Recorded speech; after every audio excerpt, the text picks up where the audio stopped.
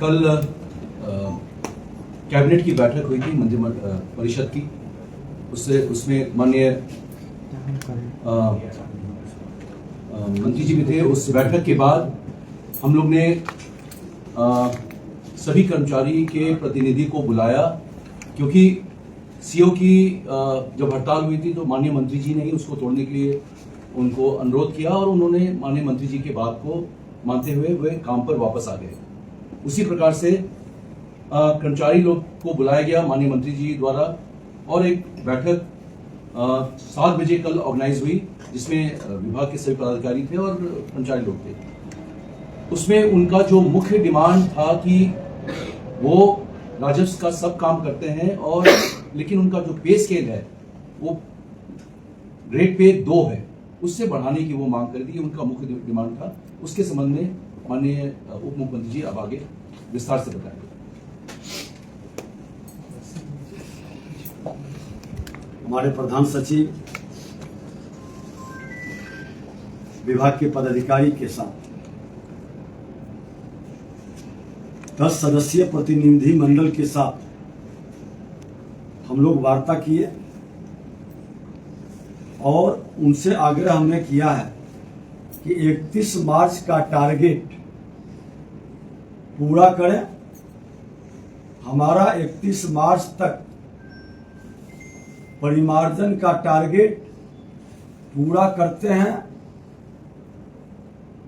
तो उनके सम्मान और उनके पूर्व के मुख्य सचिव के साथ हुए समझौते पर सहानुभूति पूर्वक हम लोग विचार करेंगे। उन लोगों ने भी सोमवार तक का हमने समय दिया है और अंचलाधिकारी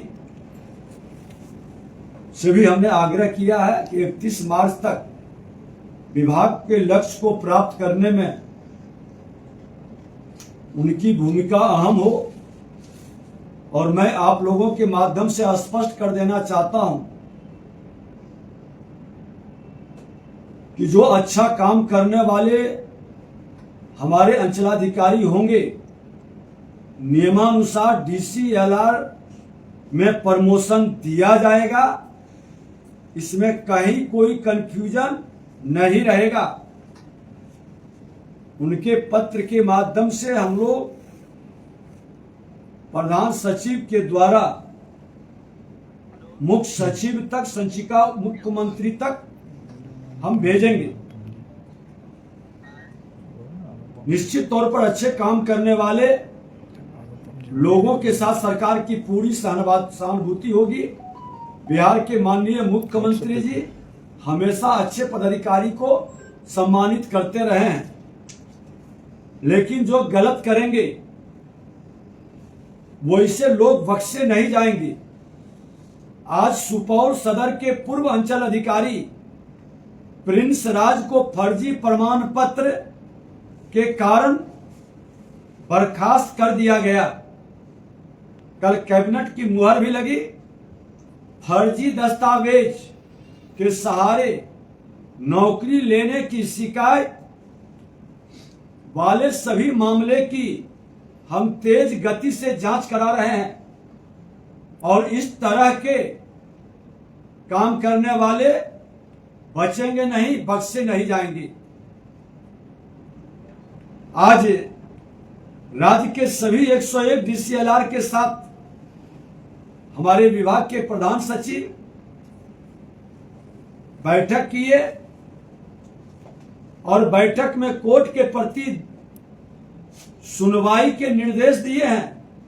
इसके लिए न्यायालय में सभी सुविधाएं उपलब्ध कराने का व्यवस्था भी बनाई गई है। कुछ लोग रोना रो रहे थे कि सुनवाई का जगह नहीं, बैठने का कोई साधन नहीं, कई तरह की समस्याएं। हमने कहा है कि आप डे टू डे बिहार के जनता के हित में कर्मचारी, अंचलाधिकारी, DCLR, ADM और DM कमिश्नर सभी से आग्रह है कि ये जमीनी विवाद मेरी जिंदगी से जुड़ा है, बिहार के भविष्य से जुड़ा है।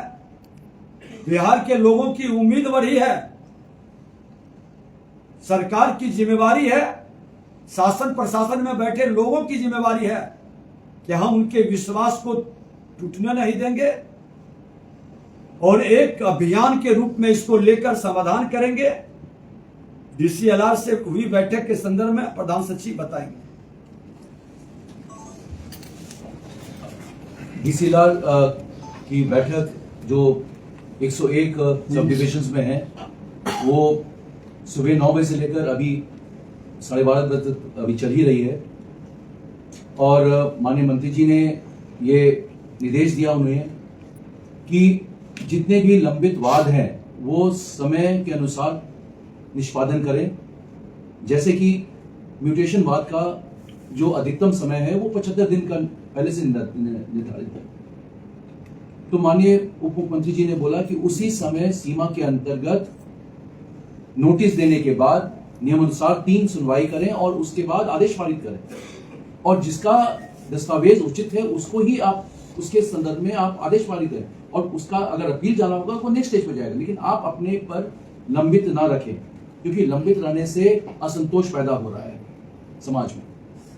दूसरा ये है कि उन्होंने जो शिकायत किया था या कमी अपने न्यायालयों में बनाया था, उस संबंध में माननीय उप मुख्यमंत्री जी के निर्देश पर सभी को 50-50 हजार रुपए दिए गए हैं, ताकि वो अपने न्यायालय को सुदृढ़ करने के लिए वो उसमें व्यय कर सके इसी वित्तीय वर्ष में। जी जी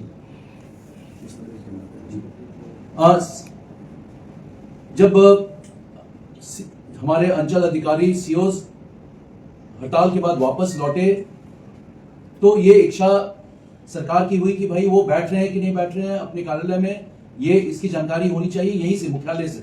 तो एक कंट्रोल एंड कमांड सेंटर हम लोग ने बना लिया है, जिसके अनुसार हम लोग ने सभी अंचल में सीसी कैमरा हाई एंड दिया है, जो डीएम्स खरीदकर और लगवाएंगे, जिसका 1/4 से 1 अप्रैल के बाद वो लागू हो जाएगा। और उससे हम लोग उनकी गतिविधियों पर ध्यान रख सकते हैं, वो कहाँ है, उनके कार्यालय में कोई दलाल तो नहीं आ रहा है, कोई बिचौलिया तो नहीं आ रहा है, उस पर नजर हम लोग यहीं से रख सकेंगे, और ये निगरानी के लिए भी उनके लिए उचित होगा। और इसका लाभ ये भी मिलेगा कि सोमवार और शुक्रवार को माननीय मुख्यमंत्री जी के निर्देश पर